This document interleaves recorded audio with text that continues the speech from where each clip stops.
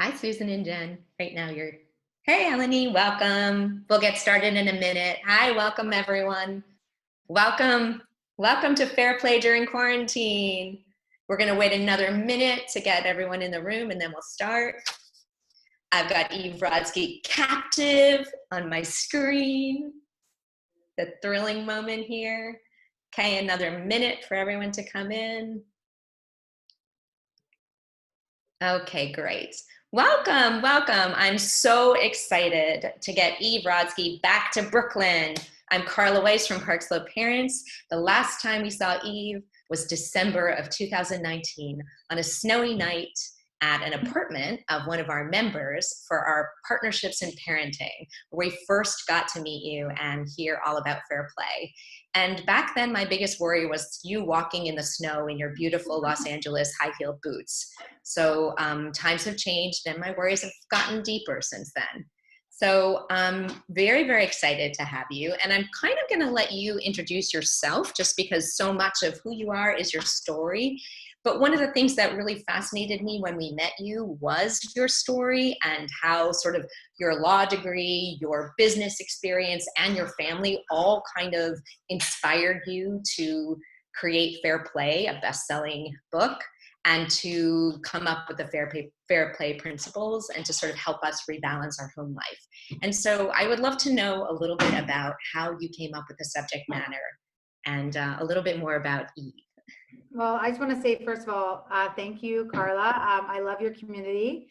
I've met some really awesome people already out of your community. And even though I live in Los Angeles, I grew up on the Lower East Side of Manhattan. So I am a native New Yorker and I miss New York. So hopefully you're all doing well there. And I think, Carla, for those of you out there who don't know Fair Play, and for those of you who do,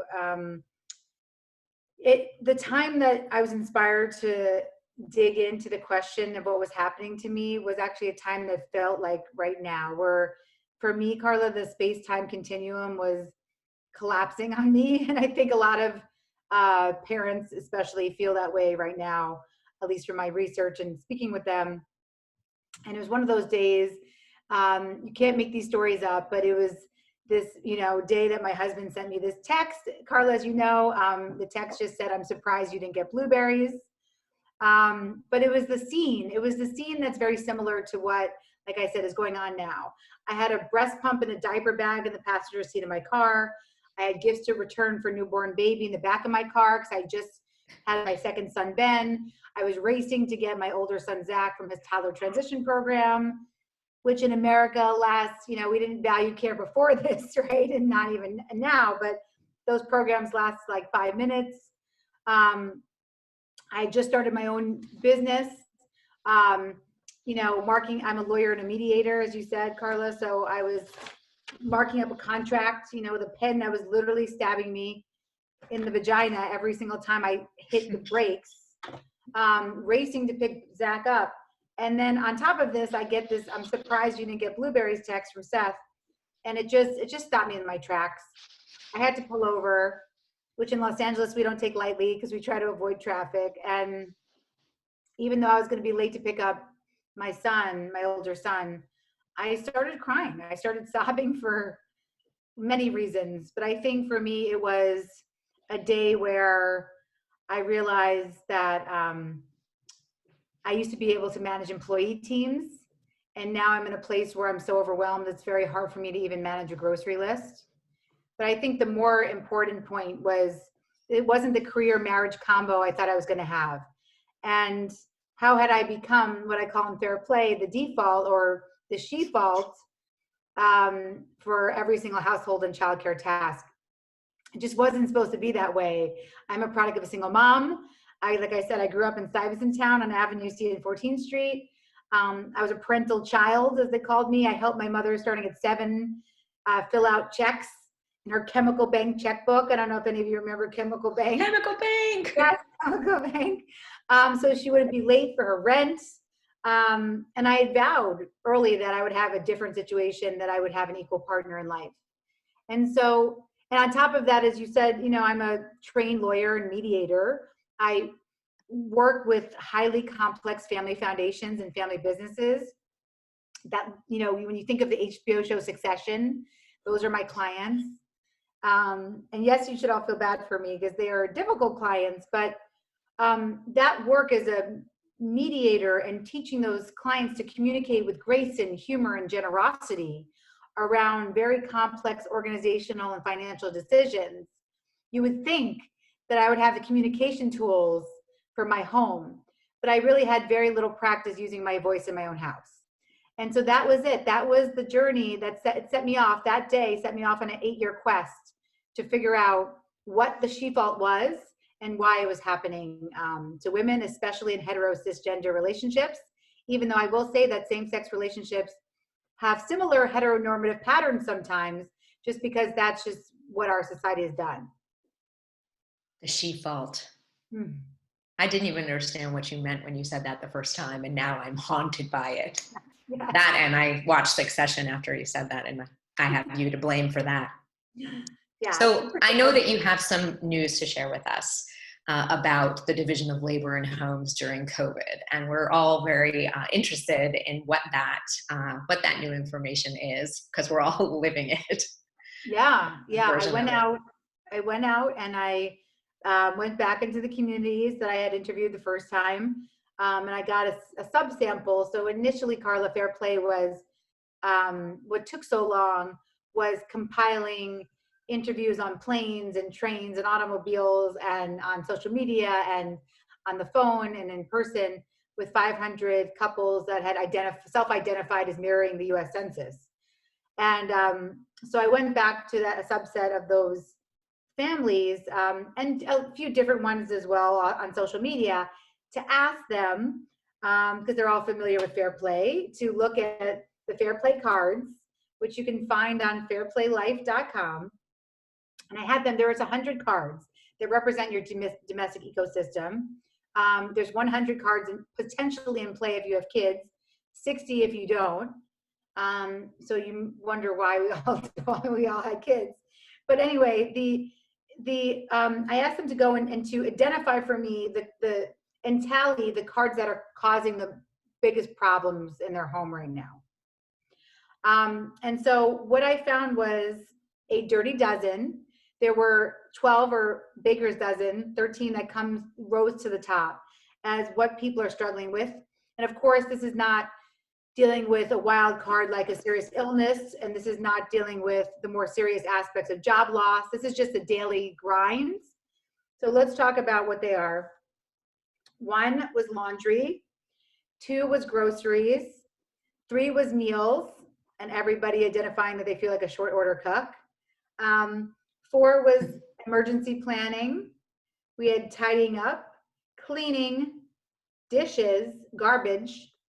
And if you have kids, it was discipline and screen time, homework, which has now become homeschool, watching of the kids, whether they're babies and they're going to smear themselves with steroid cream like my 3-year-old did, or all the way to watching teenagers, which is, I guess teenagers are hard too because they're trying to escape quarantine and getting them to appropriately social distance.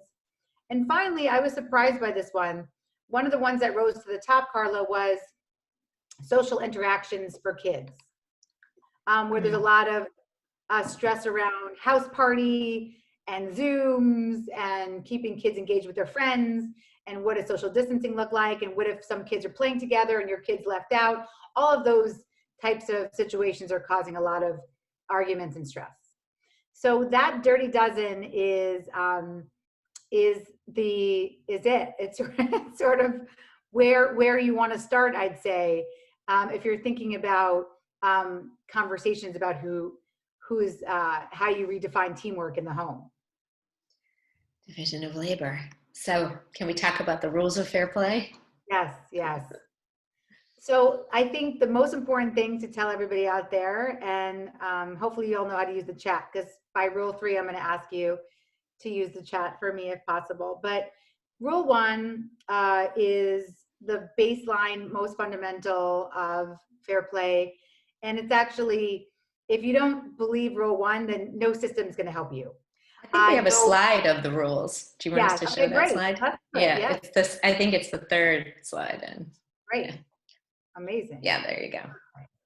Oh, Oops, that's the next not one. yet, that's for later. Yeah, the third one. There you go. Thanks. Perfect, here we go. Yes, okay, we'll go through them. So all time is created equal. So what do I mean by that? Well, what I mean by that, and Carla, you've heard a little bit of this before, but um, what I mean by that is that as a mediator, this dirty dozen, or before COVID, the daily grinds of life, the cards, the fair play cards, were presenting as the problem. So what I mean by that is women telling me that they're going to divorce their husband if they leave beard shavings in the sink. For me, crying over off-season blueberries. A man in White Plains, New York, telling me he's locked out of his house over a glue stick and he can't come home. And he's deciding whether or not to sleep in his car or go into New York City and get a hotel room. So that's how things present, as small details creating the biggest problems. But as a mediator, what I'm trained to do is to not accept that the presenting problem is the real problem. And so what the real problem was in all these interviews was that men, women in society, we view men's time as finite, and we guard it like diamonds. And we value and view women's time as infinite, and we treat it like sand. So that's sort of esoteric. So let me explain what I mean. And especially for you men out there, it's helpful to hear this. It's not full of anger. Fair play became a love letter to you. But it's important to understand where we are in society. So what I mean by that is we know women's time is not valued the same as men's time in the workplace, because women, we don't get paid the same for the same job. And if women enter a male profession, the salaries go down. But what I wasn't expecting, Carla, was for so many women to not value their own time in their home and to guard their husband's time like it was diamonds. And so what happened to me, see, this is how I take my notes. It's a little crazy. I have with the moleskins like this. But what I started to write down was notes. I'm not a sociologist. I'm a lawyer, but I come from an academic discipline, so I treated this book like that. I have a 12-page bibliography that used to be endnotes that my editor made me cull down, but I promise you, I've read every single article on the gender division of labor, every book. They're dry as hell. You don't have to read them, but I will distill it down to this core finding. So what I started writing was a lot of code words next to my interviews to get patterns, and this became one of the most popular. And that was complicit in your own oppression. Obviously, I didn't say that to women themselves. The CIYOO. And what I mean by that was women all over this country were saying things to me like, of course I pick up my kids from school when they're sick, or work with them on their homeschool or homework, do the dishes, because my husband's job is X. He makes more money, it's less flexible, he has to go to work early, fill in the blank. Guarding men's time. So those arguments are not helpful to prop up a man's job and not value your own, not only because you lose wages, but because even if it was the same job, we get paid less. So a time is money argument doesn't work for women. Other women said to me, we're wired differently. I'm a better multitasker than my husband. So I went to the top neuroscientist, one of the top neuroscientists in the country. And Carla, actually, that was the only other day that I cried, like really cried, other than the blueberries day in this whole process, was that day I went to the neuroscientist and asked him, are women better multitaskers? Are we somehow, I see that in these weird articles online. Do we have better executive function for care? And this man said to me, this very, very top neuroscientist said to me, imagine we, and he's talking about men, could convince you as a woman that you're better at wiping asses and doing dishes. How great for my half of the population. So that day I started crying in his office. It was a very, very stressful realization to realize that all these toxic time messages we give ourselves. And another very popular one, Carla, was in the time it takes me to tell him what to do, I might as well do it myself. So for that one, I went to Dan Ariely, who's my favorite behavioral economist and a friend, who I've worked with before in my day job. And I said, so is that a good argument for women? In the time it takes me to tell him what to do, I might as well do it myself. He said, that's the worst argument he's ever heard, because it means that you're wiping asses and doing dishes forever in expense of your finite time. Even women and men in the same job, Carla, women were still saying, he's better at focusing on one task at a time. I can find the time. So I think it's really important to know that, especially now in a pandemic, when the space-time continuum is collapsing on us, there's actually no way to find time. There's just a very different expectation over how women are supposed to use our time. And God forbid it's not in service of the household or making money, then often the guilt and shame is what comes in to take that place. So what I'm here to say is we have to reframe time. All time is created equal. You and your partner both only get 24 hours in a day, and you should each get as much time choice over your day as the other person. So that's it. That is the consciousness raising part. And then we can go a little more consciousness raising, but then really practical. Can you remind me what CIYOO is? Complicit in your own oppression. Oh my God. Okay. It was just too many, hundreds and hundreds of women. That's my perfume. Yes, guarding their partner's time with their life. Thousands of excuses why their time was not valuable, not created equal. So like I said, it's very important to break those barriers down, to understand the toxic time messages that we hear, that we tell ourselves. Other ones we hear are, if you're stressed out, just get help. And we also hear you're spending your time on unnecessary things. Your standards are too high. All of those come from this fundamental finding, which is that we have less time choice because of how our time is valued. So that's all time is created equal. That's it. How about reclaim your right to be interesting? So this one's a little controversial, but important, because this is for men and women, and it has to do with what I believe the real midlife crisis is. So when I went out to ask what you would do with a found hour for yourself, and this is a question I asked in my big data set for Fair Play, it always came down to what I call the happiness trio. And this is backed up in science too. What makes people happiest, or how they would use their precious time, it was three things. One was adult friendships, catching up with a good friend that made them really happy. We've heard of that before. Two was self-care. And I mean real self-care, Carla, like reading a book. Not a pedicure. Right, like not a commodified wellness, $70,000 mask. That the beauty industry is something separate. That would be a whole nother podcast, a whole other webinar. So really the idea of the happiness trio is adult friendships, it is self-care, and it is what I call unicorn space, the active pursuit of what makes you you. And that can manifest in many different ways. I try to redefine creativity in Fair Play to say it doesn't necessarily mean you're a potter or you have a kiln.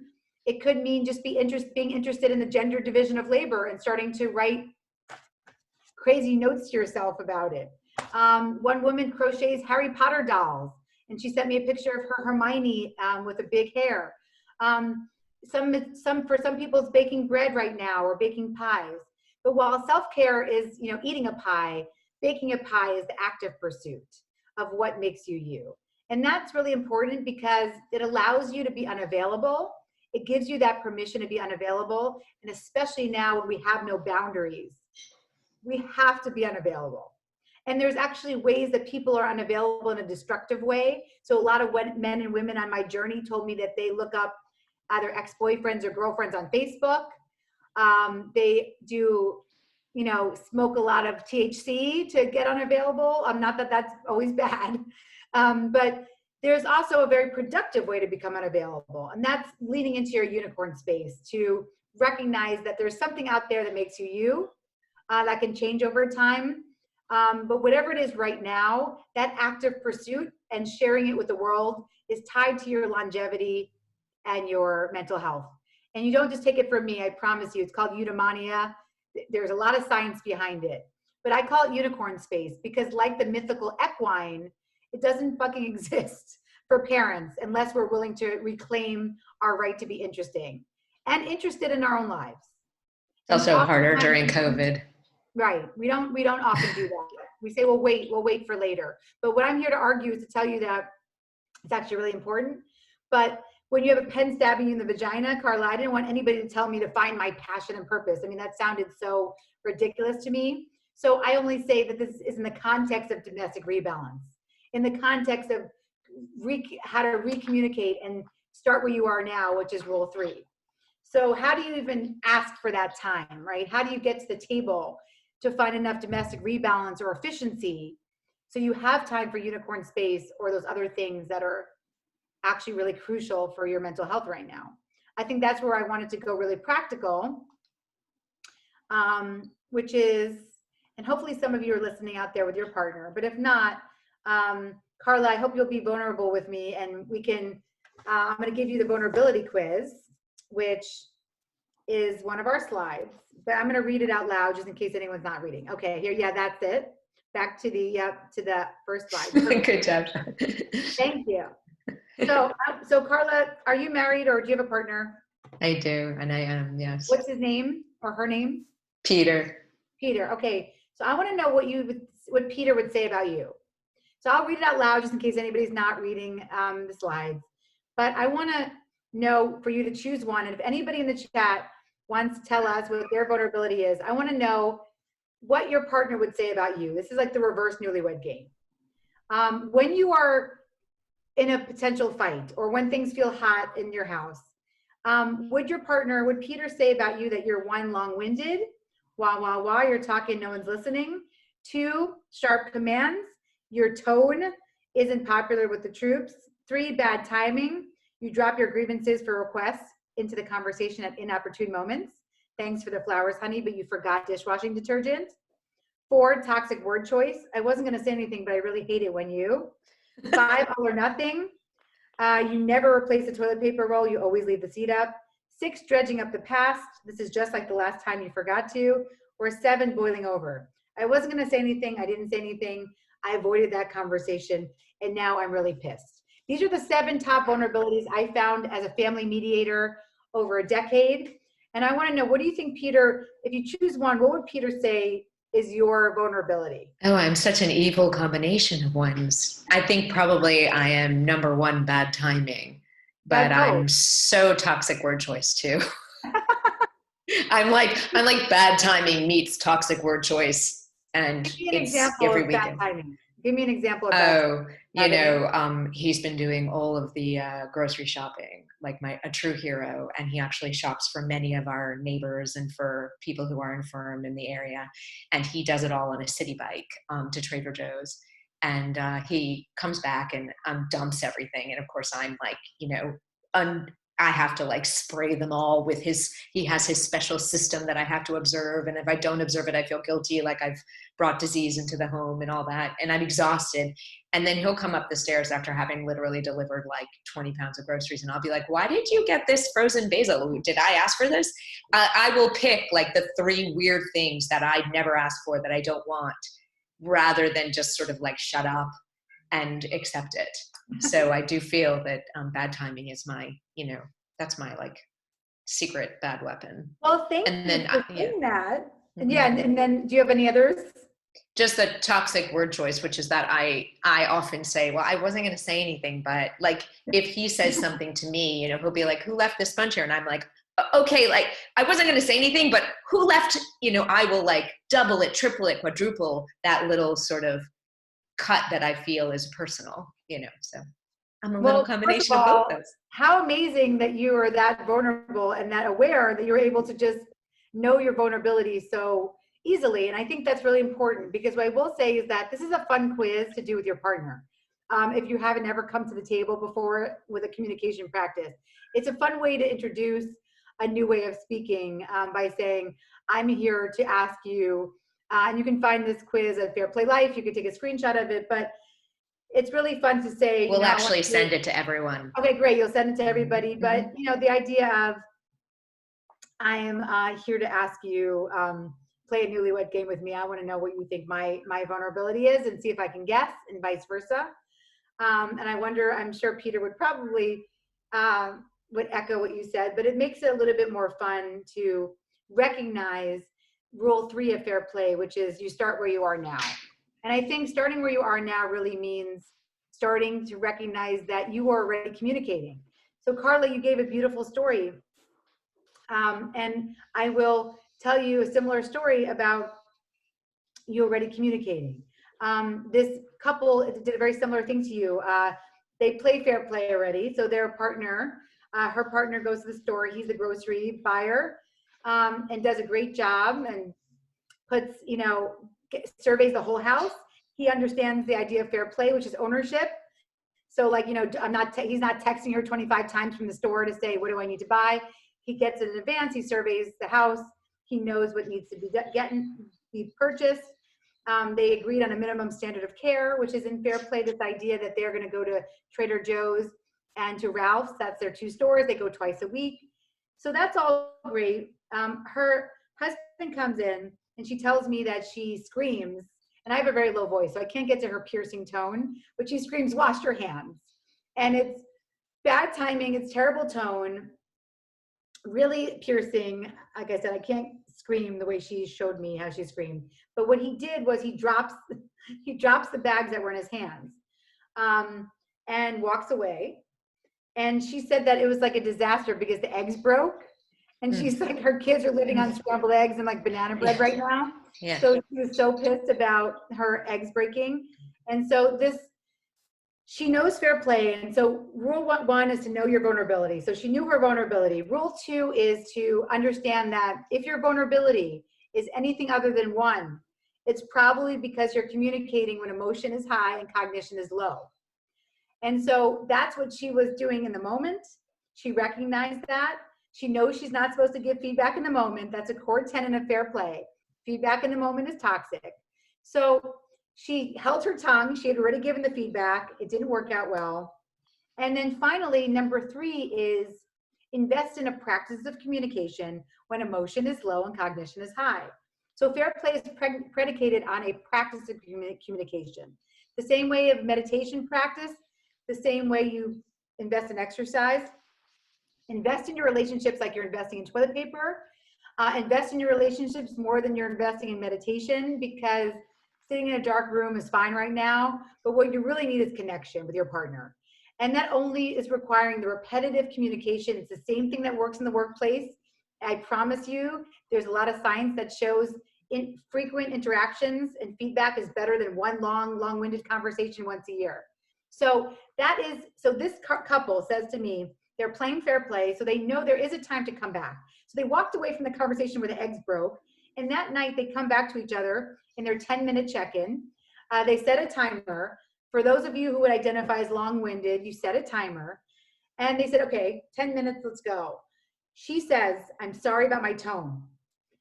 I'm sorry about my tone. I know you're grocery shopping. It's a shitty job right now. I really appreciate it. But I'm going to tell you my why. And this is the final communication rule, is you start with your why. Because when you can come back with your why, when emotion is low, cognition is high, it's a very effective mediation tool, whether you use this in your workplace or at home.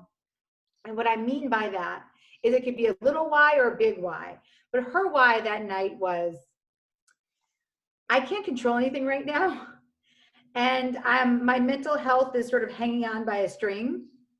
And I know we're also trying to control our finances. So I'm asking you to wash your hands when you walk in and sing the happy birthday song, even if you don't care about it, for me, because you're investing in my mental health and it's cheaper than a therapist. So if you don't want me to spend $150 on a therapist right now, I need you to wash your hands when you walk in. You're investing in my mental health. And she was laughing as she told me this.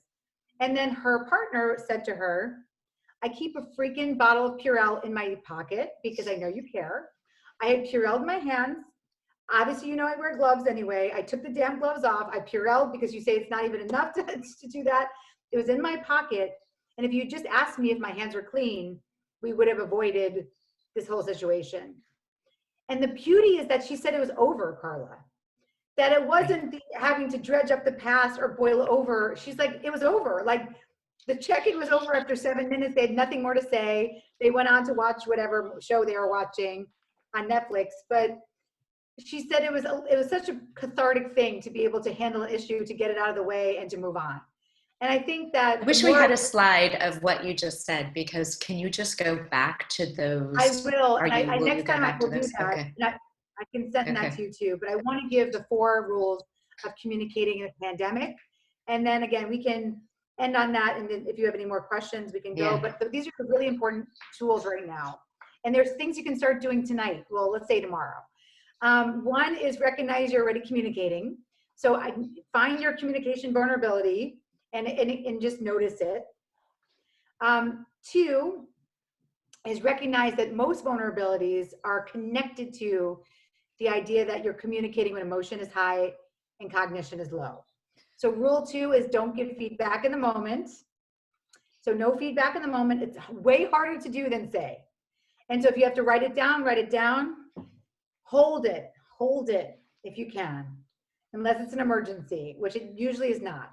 And then 3 is you are going to come back to the table for a check-in, whether it's bi-nightly, not bi-weekly, but right now I think it requires more than a weekly check-in. Initially, Fair Play is based on a weekly check-in, because that's what my hundreds of beta testers were reporting back as successful. I think right now, especially if you're homeschooling your kids, a nightly check-in is more valuable.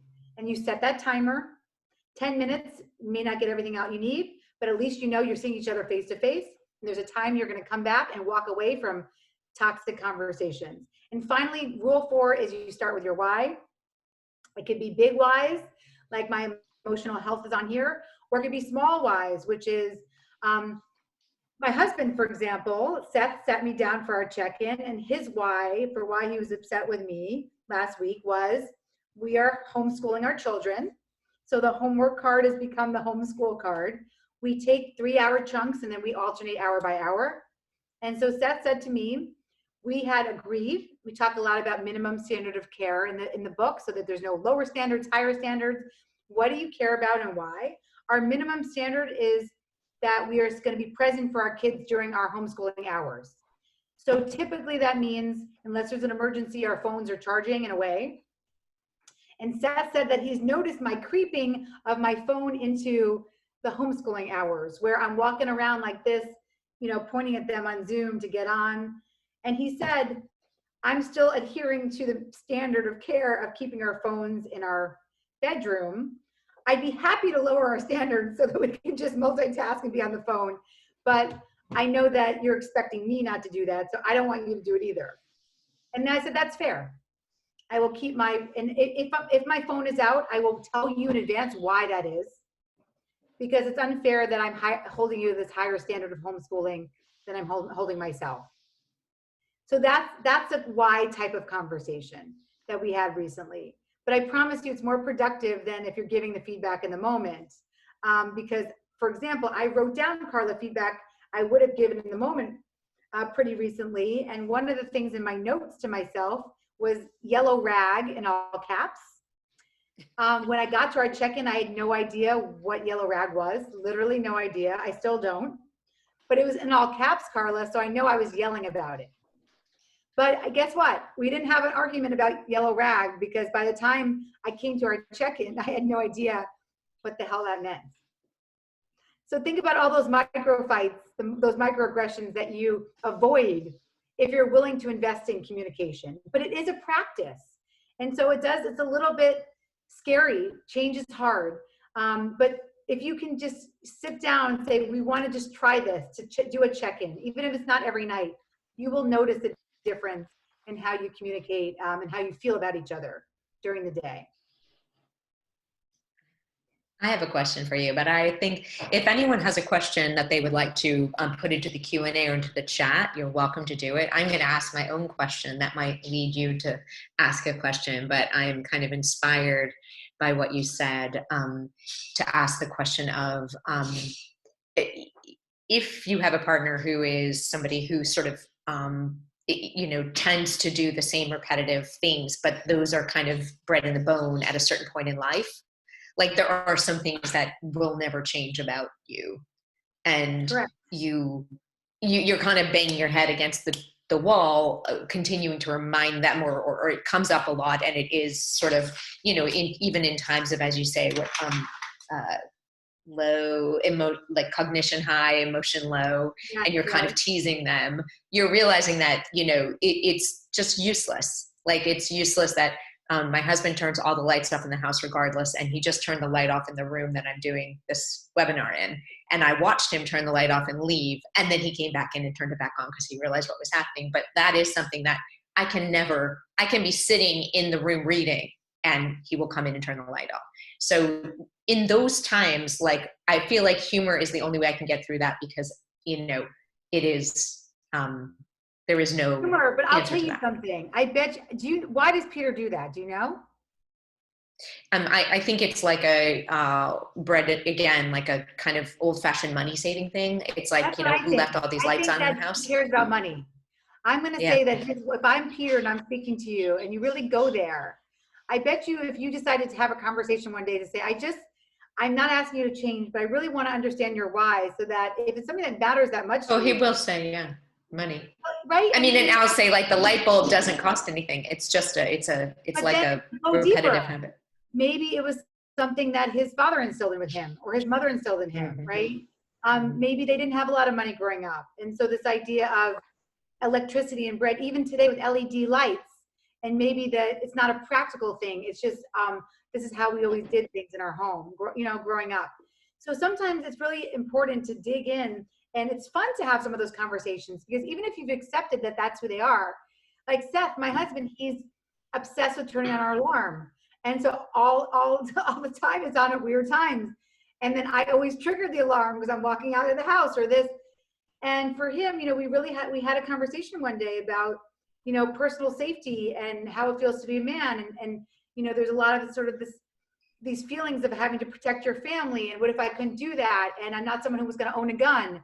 But it gave me a lot more empathy for why he turns on the alarm at all these times. At the end of the day, it's because he really does feel this need to protect his family and feel control over these outside circumstances. So I think it's a combination of humor and then also learning something about your partner that you may not have learned. Like when we started with garbage, Carla, that Seth understood the ownership, because it's how he does things in the workplace. He understood that fair play is about finishing a task from start to finish, what I call conception, planning, and execution. That means the garbage bins go out, the liner goes back in the bag without me reminding him. But what he didn't expect, what I would still be stalking him, is his garbage shadow, and walking in the kitchen and opening doors where the garbage liner was and staring at him, until finally I sat him down one day and said, we've been married over a decade, but you don't know that I didn't have a garbage can growing up. How would you know that? You don't know that we had a huge cockroach and water bug problem, where if I turned on the light after dark, we would just have hundreds of cockroaches and water bugs scattering everywhere. When I see a banana peel in a garbage overflowing, I start feeling like I'm 7 again, like I'm a latchkey kid. That's why I'm obsessed with garbage. And then he could say to me, well, I grew up with a housekeeper. I slept on Domino's pizza boxes. I really don't give a shit about garbage. But I will say, what happens when you're so divergent over something that has to get done all day and you don't talk about it? Well, 30% of us divorce over these small details. And that's just unacceptable to me. I think we can do a lot better, because, again, people are so willing to invest in Calm and all these apps for meditation, or have $10,000 equipment for exercise. But we're not willing to invest the 10 minutes a day it would require to keep our home, our most important organization, running, and our most important connection in a maintained state. And so that's really what I try to tell people. We have a question here about whether could you talk to making some tactics to making time more equal, which I think is kind of a good broad question for you and for the fair play principles. Absolutely. I would say the best thing for that is to start with a mediation tool. I love the fair play cards because they act like a cheaper version of couples therapy. They are a third party. I use mediation tools all the time with my clients. And the beauty of these is what I would recommend to make time more equal is don't treat fair play or any new system or any division of labor like a list, because lists alone don't work. The front page of the New York Times had a woman in Japan talking about her spreadsheet that she made, which is similar to how my story started. I started the Should I Do spreadsheet for my husband. That was 19 million megabytes, 98 tabs, 1,200 items of invisible work. Sending it to him one day with 19 million megabyte spreadsheet. I just get that sad monkey emoji that's covering its eyes. And from that day on, Carla, I realized that lists alone don't work. I had made the best list in the history of lists of invisible work. But what do work are systems. And first starts with the communication practice of starting where you are and getting into the habit of communicating in smaller chunks. When emotion is low, cognition is high. But the best thing I could say to you is use the Fair Play book or the cards, which you can find on fairplaylife.com. And you just start talking about what you value together. That's how you reclaim your time initially. Because back to the toxic time messages, the number one toxic time message I heard from men was, my wife, this is hetero cisgender relationships, my wife spends time on unnecessary things. I'm not, or I don't do more in the home because I can't get anything right. Or she cares about that and I don't. So that's why the first step is coming up with you care about together. You build your deck together, because from there you see what you're playing with, and then you can go about having your conversations about what you care about, what your standards are, how you want to handle things.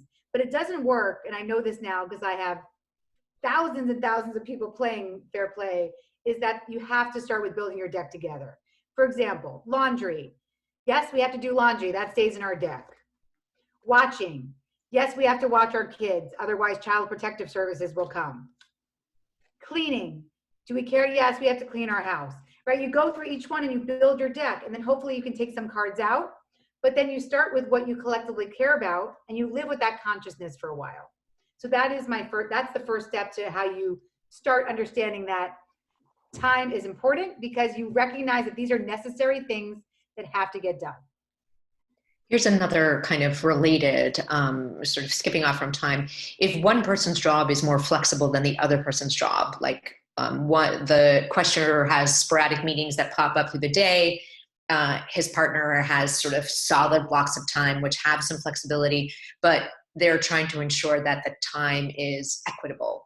One of them is doing childcare at any given time. It's like a really interesting kind of dilemma of different work styles, different work needs, and kind of trying to make equity in there.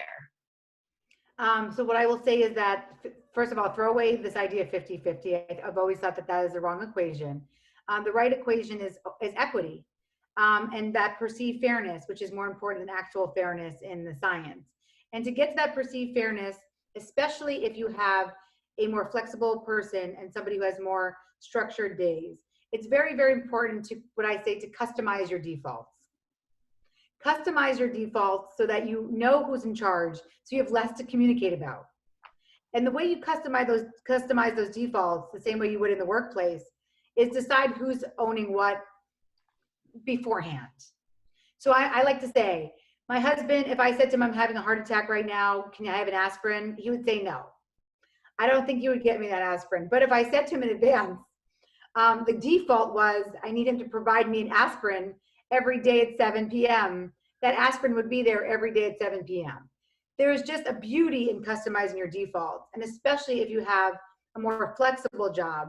The other person, there can be creep, where again, the unpaid labor will fall on the person with the more flexible job, because the assumption is, well, I'm working, my time is more valuable. You both only have 24 hours in a day. You get equal time choice over how you use your time. And so if that person is working longer, then they may not be able to do all the homeschooling, but they still may be able to do the garbage. They may still be able to set your discipline and screen time policy. They may still be able to work on the weekends on the Albert Einstein biography. And so you figure out in advance what you want people to hold. And again, that's really the fair play system. You can find those rules, of course, in the book or, like I said, the cards on the website. But first, you start with customizing your defaults by building a deck, building what's important to your family.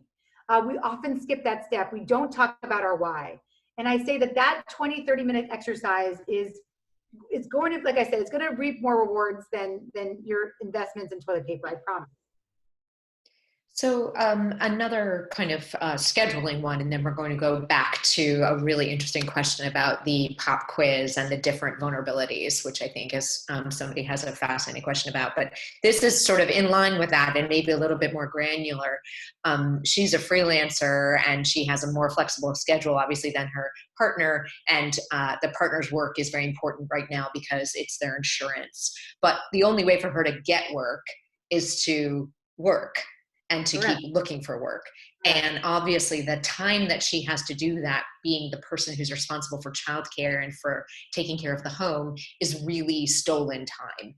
And he gives her time during lunch and on weekends, but other than the current system of sort of this begged and borrowed time, do you have any suggestions for how they could structure a little bit more time for her that feels, obviously, from the looks of this, she feels a little guilty and like it's impractical, but yet she could get more work if she could apply herself during focus times. I think right now her time that she does do most of her thinking is later at night when the kids are asleep and she's less focused. Correct. And I 100% understand. Look, this is why we're working on a fair play documentary, which I call Fair Pay, Fair Play, and Fair Day. I think it's really important to recognize that work from home is not the same thing as flexible work. And so if your partner's in a situation where their company is not recognizing flexible work and they're just doing a work from home, that can feel very stressful. And that's why the communicating your why is also important to your employers and employees. It is a new day. Yes, not all employees are catching up. So what I would say is that it is very important that you get some time during the week to devote to your career. It is essential. Not just, again, I mean, am I tasked for all the unpaid labor forever because I chose philanthropy and my husband chose private equity? No. Yes, he holds our health insurance. Yes, he's paid more money than me. But I would argue that my time is just as valuable. Maybe it doesn't mean that he's always doing exactly what I'm doing.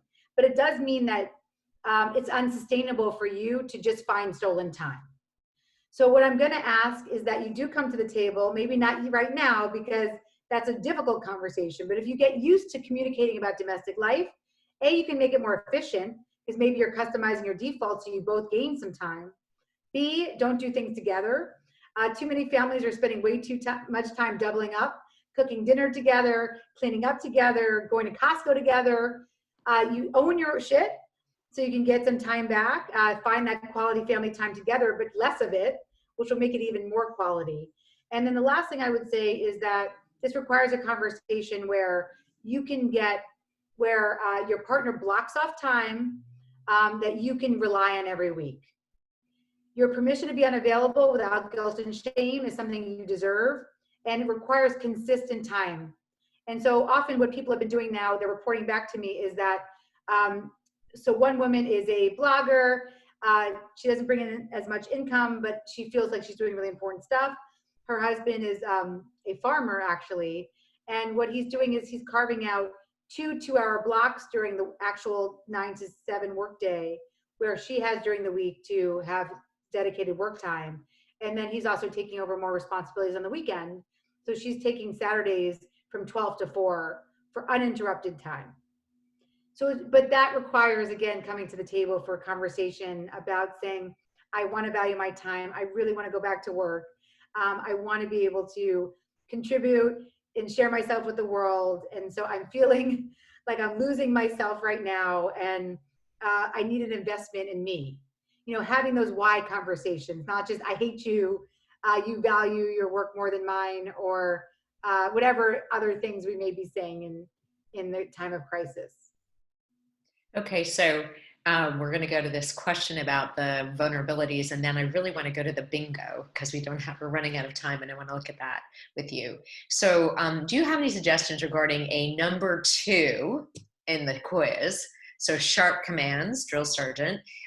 This person's partner forgets to do tasks that they've agreed to do, and the questioner finds herself nagging in sharp command mode to nudge execution. Any suggestions in sort of turning that around? Absolutely. If you have a sharp command problem, it's typically because the way that you are probably the sheepfault, meaning that you are assigning tasks, like maybe a drill sergeant, maybe your partner thinks what you've given them is what I call the rat fuck, the random assignment of a task. So think about how you are coming to the table to decide who's doing what. If it's a go pick up the glue stick, go make sure you put the chicken in for dinner. That is what I call, I don't like the word nagging because it feels gendered, but I like the word rat fuck, the random assignment of a task, because that's how nagging was distilled when I finally asked men over and over again, what do they mean by nagging? It was always the random assignment of a task. Go put the chicken in the oven. Make sure you take it out before then. Make sure the garbage liner is back in the bag. Why didn't you do math with Braden today? You know, just the barrage of the micro decisions and the decision fatigue. So like I said, customize your defaults, come to the table about what matters, start a practice of communication, and eventually, and this is not overnight, but I will say, I promise you within 2 weeks, you'll see a huge difference in how your partner's receiving what they have to do. And then what you'll get when you give a full card over, and this is all has to do with the science of intrinsic motivation. Intrinsic motivation, Carla, and whoever's asking, has to do with autonomy. The idea that I trust you this week to handle Ben's all of his math assignments. Let's talk about what that means. Yes, you have to log on to the Seesaw portal. It's due at 3 o'clock. The teachers ask for it, comes in. Why do we care? I care about Ben's math because that's the hardest thing for him. He's stressed out about it. It's something that is harder to catch up on as opposed to all the other random assignments. Thank you for doing this. It means a lot to Ben, right? You go in with your why, you customize your defaults in advance, and you give ownership. And then the most important thing is that you allow your partner to carry through on their mistakes. But it's about when you customize your defaults, no longer is it you having to remind your partner over and over and over again about why they have to do something. Typically, that's why tone is to what tone is. It's what the fuck? You said you were going to take the chicken out, it's burnt, right? That's where it comes from, the exasperation of a partner who is not following through with accountability and trust. So unfortunately, I can't solve your tone issue right away, but I will say within 2 weeks, if you invest in your nightly check-in and you come to the table to do one exercise one time where you build your deck together, I promise you, you'll see huge results. Promise. Okay, we got to look at this slide. Can you flip the slide? Oh, wake up, Sean. There we go. Thank you so much. So we're going to go this. Yeah, there we go. This is a fun way to start. If once you get into your communication practice, if you feel too overwhelmed by thinking about having to have a conversation about all 100 fair play cards, start with the Dirty Dozen bingo. And what I mean by that is print this out. And then what you do in your check-in is each night is devoted to one square. And the bingo prize, whether it's sex or alcohol or whatever, is in the night. When you do your check-in, you should have some short-term reward substitution. So come to the table with alcohol or ice cream when you're having your check-ins, but you win a prize at the end with each other. So that's the prize in the middle. You both get an hour off. You get an hour to call a friend. You get an hour for a run. You both invest in your adult friendship, self-care, and unicorn space. Once you have crossed off every tile on the Dirty Dozen bingo. And what I mean by crossed off is not, oh, you have to do this or I have to do this. It's understanding that these are the ones that are causing the biggest problems in homes right now. And how are we handling them? Do we feel good about how dishes are happening? How do we feel about groceries, Carla? Yes, you're getting basil, but do you feel good about how Peter is handling it? Thank you, Peter. Actually, I feel really good about it, Peter, because the neighborhood is better for you going out there and doing this. I'm so proud of you for doing this. I feel proud of you as a partner. I'm happy with what's coming home. The only thing I noticed, Peter, is that I really need protein, and I'm a vegetarian, and I noticed you're bringing home large curd cottage cheese. This is a real one that someone told me. And because I'm kosher and I need protein and I don't have a lot of meats during the week, please, let me show you what small curd looks like, because I choke and throw up on large curd. I mean, you make it funny, but this is how you invest in your relationships, with some humor, and you play the bingo every night, one square, till you cross it all off. And is the idea that you're meant to kind of evenly or somewhat equitably discuss and divide this dirty dozen? If you can, yes. If it's all falling on you, then even giving one square away is very Is powerful, enough, right? especially if it's full ownership. The woman who we were just talking about, who said that, maybe she's sort of drowning right now and not even having any space for herself. Perhaps if she gives up meal preparation, she could gain more time back. But it's really the first bingo, before you even go to dividing up who does what, because we've all tried that. That's why we're all in the situation we are in now, is to just talk about how's it going. How is it going? How is homeschool going? That's where when we played this bingo, Seth was able to say to me, I don't feel homeschool's going so well right now because I see you're on your phone all the time. And I'm trying not to be. Or, make your children your common enemy. A man gave me that advice. He said during their bingo game, they made their children their common enemy. And they started off by saying, our children are the enemy. We're a team. How do we want to bingo it? Knowing that our children are the enemy, they're going to make everything harder. They're going to make dishes more grindy. They make us buy so many more groceries. They make our house harder to tidy up. They're our common enemy. But I think this is actually a really nice template for being able to launch into those conversations. I can already see sort of the conversations that I would have around how I'm feeling about, in different ways, of these tasks. I'd have to add cats into here, though. I do. I say watching pets down there. I put pets in there. Oh, kids or pets. Oh, good. Okay. Yeah, kids and pets. They're kind of similar. Yeah. Does anyone else have any more questions? Because if not, we are perfectly on time, and we will give everyone these slides. And we'll also, is there like a lucky winner tonight? We can pick a lucky winner based on the questions. And they get, I think. I want to just ask if you can, this is for some research I'm doing. Yeah, I will send you a signed book if you can tell me the craziest place that you've taken a Zoom call. So you can chat it into the chat. Yeah, chat the craziest place you've taken a Zoom call, and then Carla, you can pick who the craziest one is, and we'll send them we'll send a signed book to you. But I'm trying to get the craziest places. This has to do with a fun article I'm writing. But so far, the best one I've gotten is in the airport hangar.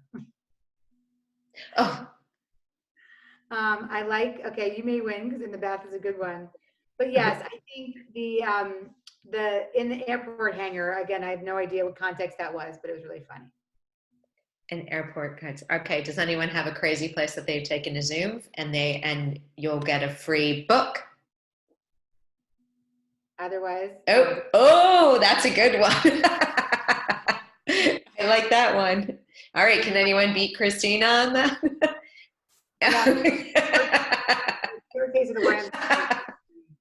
I like it. I like it. The only place is at home right now, yes. How about in your home? Correct. Well, I took one call behind my camisole. So like, it was like, what is that weird leopard print by your head? So. Yes. Well, they delivered a big poster for my daughter's graduation today, and I didn't realize it, but she stuck it in our bedroom behind a chair. And my partner, he was on a Zoom call, and so I had to go in the bedroom. And I got on a call, and somebody was like, "Congratulations to your daughter!" And I was like, "There's a giant picture of her behind my head." That's really fun. Yes, in my toddler's room, watching her and trying to pay attention. Carla, give me the address of the craziest one, and I will. I'm going to. I like in my toddler's room watching her and trying to pay attention. Okay, well, this chat will go into my email, and I will know pick the if anybody has any other ones. But we will say thank you to Eve for coming all the way to Brooklyn through the airwaves. We love having you, and you always give us really good food for thought. That can you just repeat for us before you go the emotion high, cognition low mantra? Yes. So we're just pleased. If there's anything you remember and take away, it's that when emotion is high, cognition is low. And what I mean by that is that feedback in the moment is toxic. I try to spend 20 pages in Fair Play. I think my editor edited it down to like 10 pages, Carla. But don't just take it from me. I explained to you why when emotion is high, cognition is low, from a professor of psychology, from to MSWs who actually work in couples therapy, from a neuroscientist perspective, from a behavioral economics perspective, from a lawyer and mediator perspective. So you get lots of disciplines that are all backing up the science that you cannot hear your partner when emotion is high, cognition is low, as much as you feel like you need to get it out. Waiting for it is a very effective tool, especially also for your kids. And the last thing I will say to you is that Fair Play pairs really nicely with this book, How to Raise an Adult. And what I love about it so much is that it's about how do you get meaningful participation in your home. The two things that are the most important things, according to Professor Hames, who's out of Stanford, is executive function, communication, life skills that we don't get from a color-coded rainbow schedule. So what I will say, if you're not ready to have a conversation with your partner yet, go on to Fair Play Life, click on each card, and play a game with your kids. I play a game with my kids and my friends do, where they click on garbage and we say, what do you think garbage means? Let's do this in 5 seconds. Give me all the things that you think have to happen with garbage. And then we turn over the card. You'll see that on the back, on the website, it has all the steps from conception to planning to execution. And it's a really fun way to show your children what executive function is, which ultimately is just about completing a task from start to finish. So I'll say that that's probably more important than the color-coded rainbow schedules that were all been given by our schools. Having your children meaningfully participate in the home, in this Dirty Dozen, from start to finish. So not just folding laundry, but understanding what it feels like to do a full cycle of clothes.